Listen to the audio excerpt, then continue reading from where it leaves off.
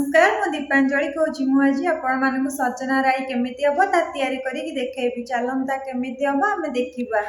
मुझे सजना छुई काटिक नहीं आलू काटिक नहीं बैगण काटिक नहीं टमाटर नहीं आ पियाज नहीं बड़ी नहीं अल्प सोरिष पेस्ट आ अदा रसुण पेस्ट मुझे नहीं प्रथम आम कड़े तेल दबा तेल तातिले आम प्रथम बड़ी को भाजी नहीं से कड़े पुणी आलू को भाजी नहीं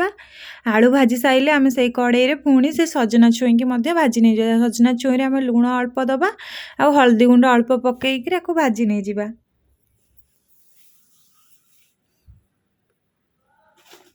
से कड़े आम अल्प तेल दबा जीरा पकेबा काटिकी रखि पियाज को पकईकि लुण टिके पकेबा को अधा टिके आम आग भाजी नहीं जा पियाज अल्प आमर भाजी गलानी आम एथर रखि काटिकी टमाटर को देदबा आपको भल भाव आउ टिके आम भाजी नहीं जा भाजी गला आमर ए अदा रसुण पेस्ट को देदबा अल्प पानी देदबा हल्दी गुंड लंका गुंड पकेबा आउ टिके भल भाव आम कषि नहीं जा देखो मसला आमर कषि हो गला आम एथर रखि सोरिष पेस्ट को देदबा अल्प पानी देकर आउ थे टिके भलसे आम कषि नहीं जा देख आधे आम आलू को टिके पकईदबा अल्प आलू सहित आम कषि नहीं जा देखो आम मसला को बेसी कषानी आधे आम पानी देदबा आपको फुटापी आम घोड़े छाड़ीदबा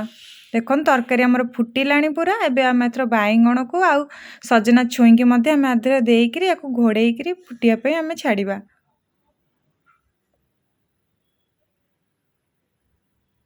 देखो आमर अधा पूरा भल भाव सीझी आसला आम एथर बड़ी की देकी आउ टे फुटापी छाड़ीदबा देखो आमर सजना छुई राई आमर हो गला एमती थे निश्चय बनईकि खातु ये रेसिपी आपण मानक भल लगिला ताहले मो चैनल को लाइक शेयर सब्सक्राइब कर दियंतु। नमस्कार रही।